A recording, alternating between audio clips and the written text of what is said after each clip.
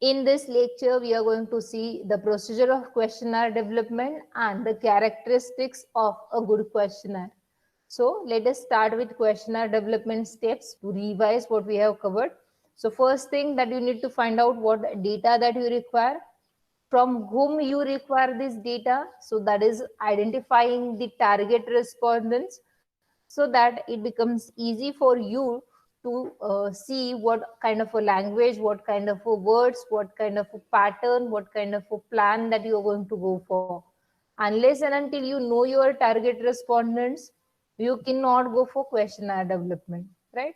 So the next step is selection of a proper methodology for carrying out the research, and then selection of a proper way of conducting that research. What we are going to do is we are going to decide all the things. First, you're going to prepare a list of questions, and then logically you're going to arrange them.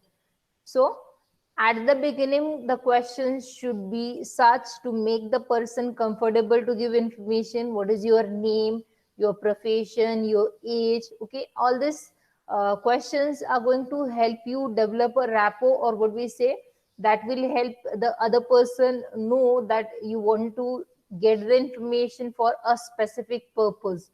First, ask him his details. Then next is you're going to ask him the questions as to whether you are aware about this particular thing. If you are aware about it, how you are going to buy it. Means there are sequence of questions. Logically you're going to determine which questions to be asked at the beginning, which questions needs to be asked at the end.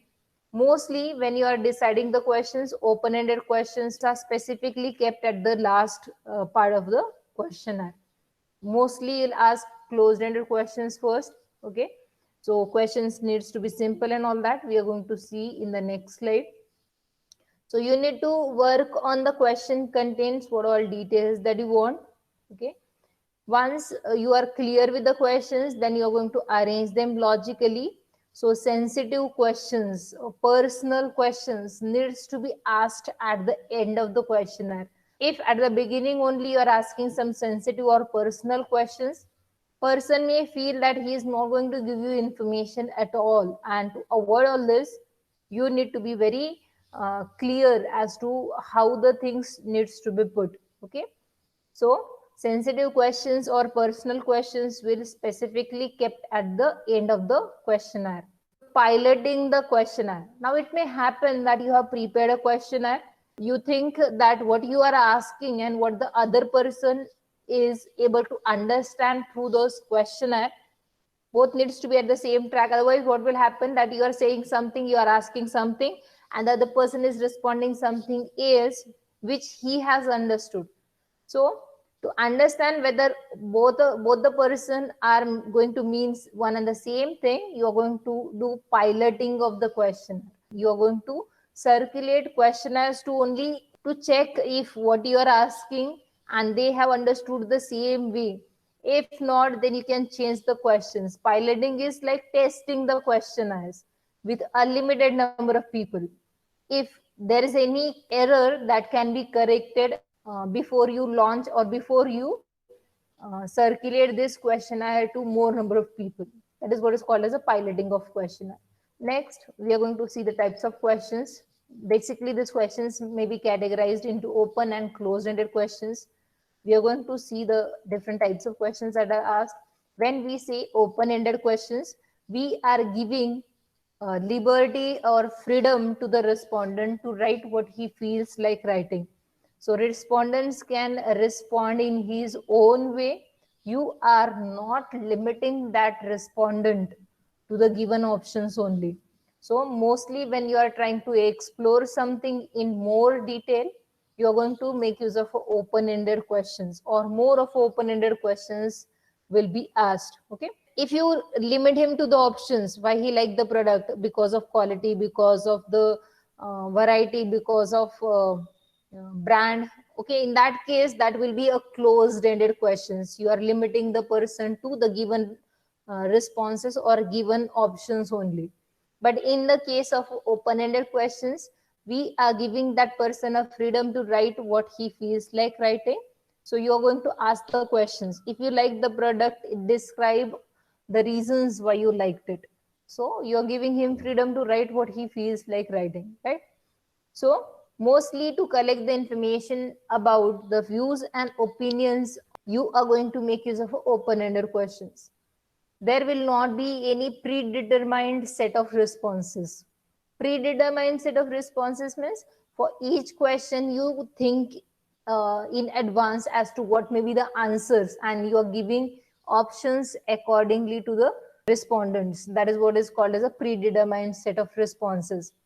In the closed-ended questions we do it, but in open-ended questions we are not limiting the respondent to the given options. We are giving him freedom to write his views, opinions and thoughts clearly, so that we can explore so many new things, right?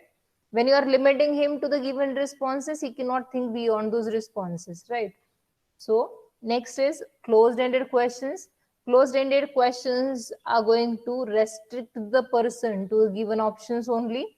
So for a particular question, if 4 options are given, out of those 4 options only, respondent is supposed to select the answer, okay, or select the response. Closed-ended questions needs to be there since they are easy for doing evaluation or analysis. Since we are limiting the respondents to the given responses, it becomes easy for you to evaluate what the respondent thinks.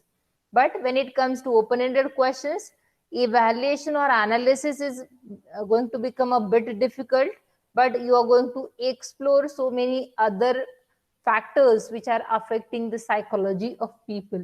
Though we say these are the two separate categories, each and every questionnaire needs to have a combination of both this, so that you can do your analysis easily, one thing. And second thing, you can also check out what are the views and opinions of the people. So you need to have a combination of open and closed ended questions if you want your questionnaire to be really good. What is the purpose of questionnaire? To collect the information from the people. When that particular purpose will be served properly, you'll say the questionnaire is good. So now we'll see in a proper or a good questionnaire what all things that needs to be there. So number one, it should be of minimum size. Purpose of carrying out research is so much genuine. You want to carry out research, okay? You want to find out what people want and you want to develop a product which people requires. But now if people are not going to give you information, how you're going to find out what they require, right? And that's the reason why whenever you are asking questions to people, you need to be very specific and you need to have a questionnaire which is going to be small in size, minimum amount of time that it is going to take, okay? Otherwise what will happen, people will feel so bored if you have 6 or 7 pages of the questionnaire. They may think that they will complete it later and that later time will not come at all. So when we are thinking about the good questionnaire, you need to restrict that to a particular size. We can say it may be 1 or 2 pages, maximum 3 pages. That's how we can limit, so that people will find it easy to fill up that questionnaire and they'll not get bored, right? Second, it needs to be short and simple. That is how again it is relevant or related with the first point.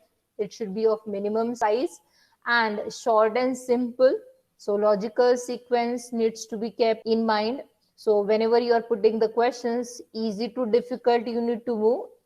At the beginning, easier question needs to be there, and then difficult questions at the end. That is how the sequence needs to be there. Don't ask personal questions to people. People are not going to like it and they are not going to respond to your questions and even questionnaire. So if now your research requires some information which is of a personal kind, now in that case what you can do? So even if you want to ask some personal questions, you need to be very tactical, or you need to be very strategic in getting that information, asking the same question but in different words, so that other person will not feel hesitated to fill up that information. Now If possible, no personal questions. But if it is not possible, you have to, because that is a part of a research. So what you need to do is, you need to ask the questions a bit differently. One thing that you can do, or else you can ask these questions at the end of the questionnaire. So since most of the questions person has replied, one or two questions he will fill it up anyways, right? So that is how you can do. Now, more of a technical terms if you are using, suppose there's some questionnaire from a medical field and the person is asking so many questions, you don't know those technical terms. And since you don't know the technical terms, you don't understand the meaning of that question. And if you don't understand the meaning, what the data you're going to give, how you're going to respond to those questions. And that's the reason why, though you may be carrying out research with some technical details, but avoid technical terms. Make that questions look simpler, right? So technical terms, try and avoid. Jargons you should not use. Clarity, okay? Then control the questions, the way that you are putting them, that needs to be controlled properly. Give proper space for answers.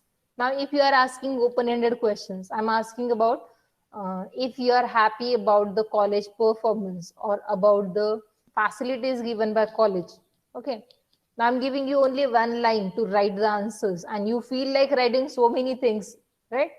So there's no proper space, that you haven't given the space to the person to write. You are asking question, you are asking data, and if you are not giving space to write that particular answer, then respondent will not feel good and he will not give you the actual information. So provide necessary space where you are asking open-ended questions. I'm specifically saying open-ended questions के लिए ही you are going to require space. Closed-ended questions, since there are only options. Okay. Now what you can do, you can have a combination. How you are going to have a combination? If you remember, or if you have seen the questionnaires, what they do, if they want ki suppose I'm going to ask you question and 4 1 2 3 4, I'm going to limit your responses to 4 options, but I think that person may think something else also you want to write. So I'm not asking open-ended question, but what I'm doing is 1 2 3 4, I'm giving the responses, and fifth option is other. If he wants to write any other thing apart from those 4 options, I'm giving the space to write. Suppose the question is, which of the cold drinks that you like? Same question. Which of the cold drinks from the given list that you like? 1 2 3 4. Now, if the person doesn't like 1 2 3 4, he can write the other may, what he likes, like, right? So this is how you are going to have a combination of them. When you are also giving the space to write the other answer for the same question, right? Provisions for other answers. So these other answers are going to help me understand what people have felt about the given topic, whatever the topic is. So guidelines for filling up the questionnaire. Now, why this is required, guidelines or instructions? There is so much of a confusion with respect to how to answer the questions. If now suppose I'm asking you a question, rate the college performance on the basis of 1 to 5. Okay.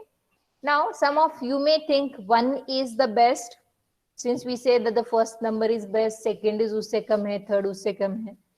When it comes to marks, you say maximum marks are good, right? So there is a confusion whether 1 is standing for the best or 5 is standing for the best. So in that case, it is always good to have a clarity by the researcher is giving the clarity, guidelines as to what stands for what.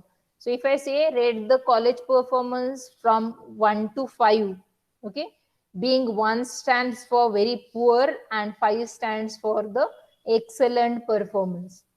Now you can easily understand, if you want to say very good things about college, you need to write 4, 5.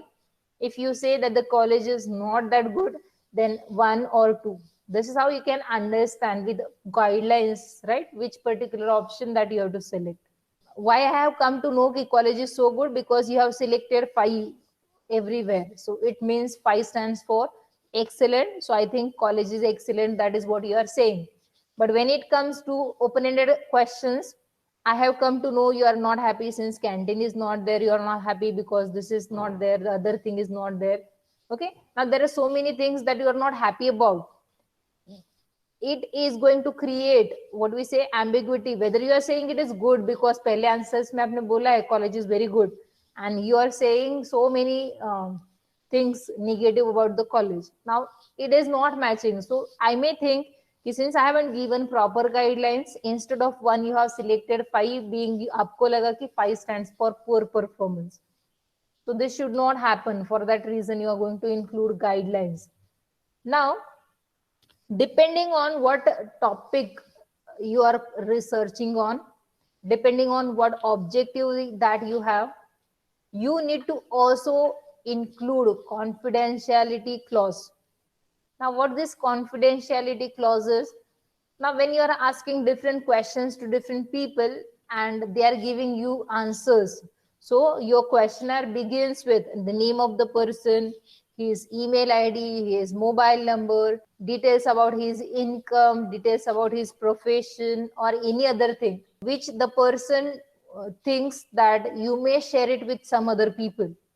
So you are including this clause. So the information given by you will not be shared anywhere else. It will only be used for research purpose. Then person may feel okay to give that information to the researcher. So sometimes depending on the topic, क्या topic है उस पर depend करेगा whether to include or not. But if that topic requires this clause, it needs to be included.